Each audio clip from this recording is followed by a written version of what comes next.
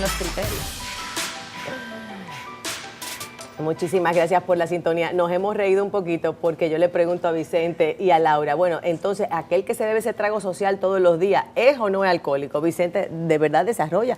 Porque tenemos ese trago social instaurado en la cultura. ¿Cómo lo vemos? Sí, en el análisis que estaba desarrollando, lo que quería traer o resaltar era básicamente que una persona que se habitúa, aunque no desarrolle en su aspecto biopsicosocial, la enfermedad de la adicción, toda la sintomatología que describe la enfermedad. Y la catástrofe que trae con al ella. estar expuesto al uso de una sustancia psicoactiva, estamos hablando del alcohol, pero eso puede ser cualquiera. Exponencialmente aumenta el riesgo de desarrollo de la enfermedad. Y cuando la enfermedad se desarrolla, la calidad de vida colapsa y las consecuencias en la vida de ese ser humano son dramáticas, o sea, hay como pero un no solo del ser humano, sino de todo el entorno familiar, sí. Porque el drama de esta enfermedad es cómo afecta a la familia y por ende a la sociedad. Va increciendo entonces, o sea, una persona que se bebe ese trago social puede llegar a que, bueno, ahora me bebía 2 copitas, ahora son 3, ahorita son 4, o sea, va increciendo hasta un punto de dependencia. 100% de los que hacen uso habituado de alcohol no desarrollan ese proceso de que aumentan. Hay algunas personas que logran mantener el control durante toda su existencia. Entonces, ese es un patrón de riesgo, pregunto. Pero sí es de muy alto riesgo. ¿Pero por los órganos que pueden ser afectados o también por el proceso de dependencia al alcohol? Y también depende de la sustancia psicoactiva. Por ejemplo, hay drogas que por la capacidad que tienen de generar dependencia fisiológica, como es por ejemplo la heroína,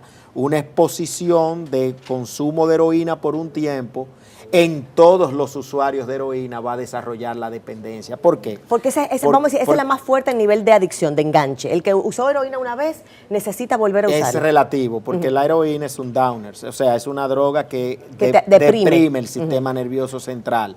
Hay drogas que son de mucho riesgo en cuanto a su consumo, como pudiera ser, por ejemplo, alguna de las drogas de diseño que estamos viendo, el éxtasis, el crack, por ejemplo.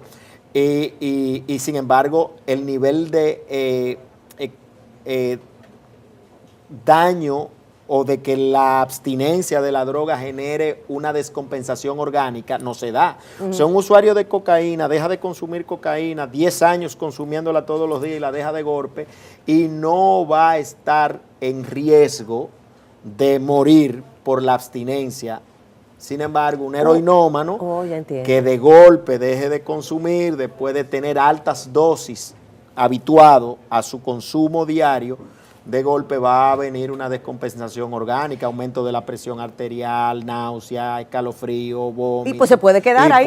En ese viaje se queda. Cuadro. El alcohol también lo produce, pero cada droga tiene una farmacokinética, o sea, tiene una vida media, tiene una serie de características que es como el organismo degrada la toxina, la droga, y cómo el organismo responde al uso de esa sustancia. O sea que cada caso depende de la química de ese cuerpo que pueda reaccionar de una forma quizás más tolerante y de otra forma quizás letal. Sí, pero tal vez lo que más quiero enfatizar es que en sentido general, sustancias psicoactivas afectan a nivel orgánico, a nivel celular. Una droga hace daño fisiológico a todo el que la usa. Ahora, eso no quiere decir que por usar una sustancia psicoactiva tú comprometiste obligatoriamente tu calidad de vida. Entonces, si la pregunta fuera, ¿son las drogas buenas para el desarrollo integral del ser humano? La respuesta tiene que ser no. No, obviamente. Ahora, la sociedad ha encauzado el referente de cómo nos manejamos para que haya una exposición importante al consumo de droga. Sí, a tal nivel que el 70% de los muchachos que terminan el bachillerato ya han experimentado con una droga diferente al alcohol. Y te voy a decir, marihuana, por ejemplo, se dice que es la compuerta a las demás drogas, por lo menos la plataforma de prueba de las drogas, sobre todo de los jóvenes. Y también hemos oído mucho de la marihuana en su uso medicinal. ¿Qué debemos decir a la juventud de la marihuana? ¿Cuáles son los riesgos de probarla? ¿Es cierto que es medicinal desde el punto de vista de tratamientos? ¿Es verdad que es menos dañina que el cigarrillo? ¿Qué dices, Laura? Es que va a depender mucho, la respuesta de eso va a depender de diferentes factores. Por ejemplo, cuando hablamos de adicción, no solamente hablamos de las consecuencias que vive la persona, el daño físico que se hace, sino también un elemento muy importante es el riesgo, el que se expone la persona para poder obtener su droga de preferencia o su sustancia que obviamente de preferencia. es ilegal. pero que eso puede variar mucho porque el alcohol es legal. Sin embargo, si ya yo tengo varios tragos encima y cojo un carro para salir a buscar más, puedo chocar, estoy también claro, poniéndome en riesgo, no solamente a mí, sino no solo el a otras consumo, personas. sino en el estado que me pone, que estoy en descontrol total. Y también tiene que ver mucho con lo que hablaban anteriormente, que es esa tolerancia que se puede ir desarrollando, así como lo que es la abstinencia, que es cuando yo paro, porque para poder diagnosticar la enfermedad de la adicción no es solamente consume mucho o consume X cantidad. Sí tenemos criterios, como por ejemplo en el alcohol, que dependiendo de la cantidad de alcohol que consumas va a depender la severidad.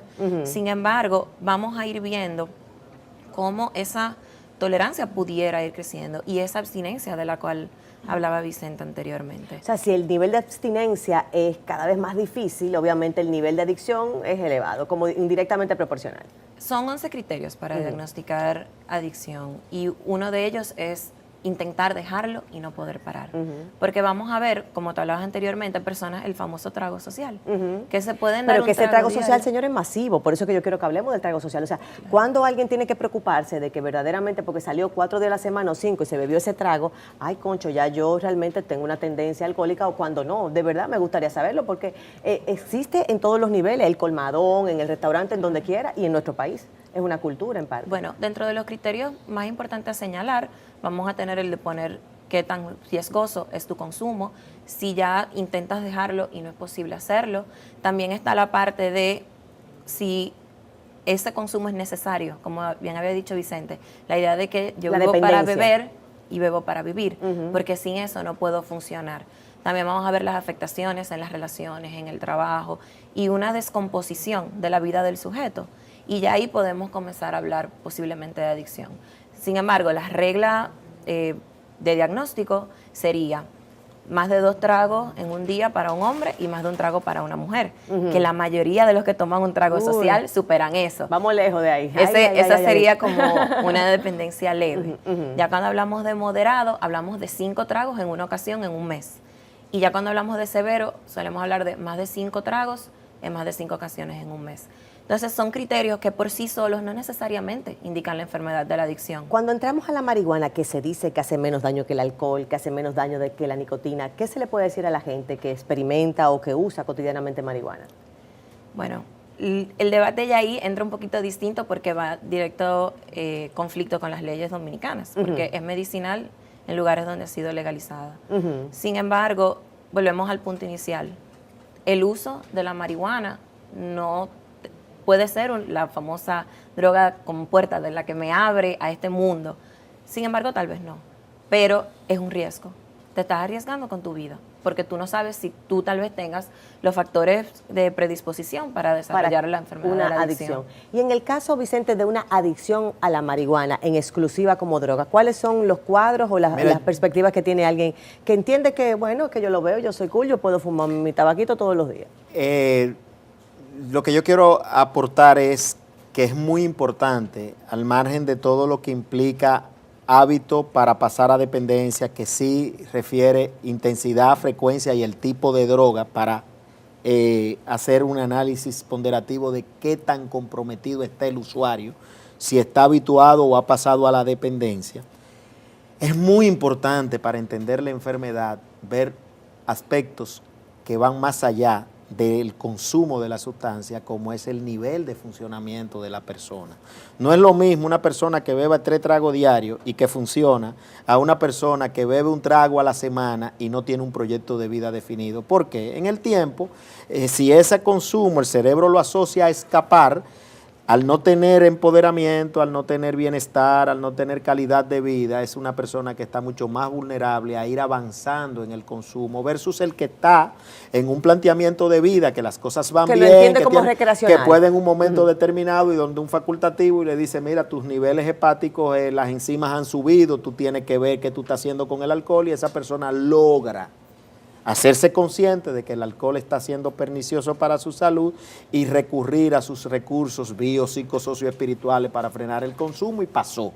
Entonces, al margen de la frecuencia, del tipo de droga, de la intensidad, tenemos que ver el desarrollo integral de ese ser humano. Vamos a entrar en ese concepto que me gusta, biosocioespiritual, sociopsicoespiritual.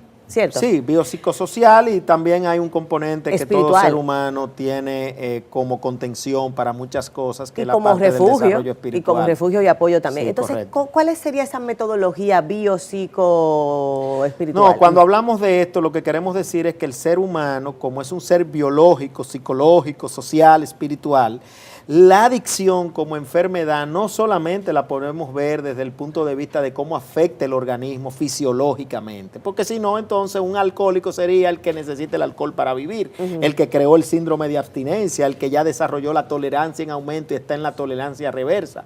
Pero un alcohólico potencial hay que tratarlo antes de que desarrolle toda la sintomatología en su aspecto biológico. Cuando tuvo un muchacho de 22 años que ha cambiado 3 veces de carrera, que está expuesto al consumo de alcohol, que ha tenido accidentes de tránsito, que no está funcionando y no para el consumo, ahí no va a esa es ser una persona que tú tienes que trabajarlo y decirle, para tú modificar tus patrones de conducta, para tú cambiar tu estilo de vida, para tú trazar una nueva perspectiva de vida, tenemos que quitarle al cerebro el consumo de alcohol. Porque cuando no estamos en control, nos descontrolamos, literalmente. Nos vamos a una pausa y volvemos con más de este tema. Esto es Lili en CDN, la casa de todos. Gracias por la sintonía.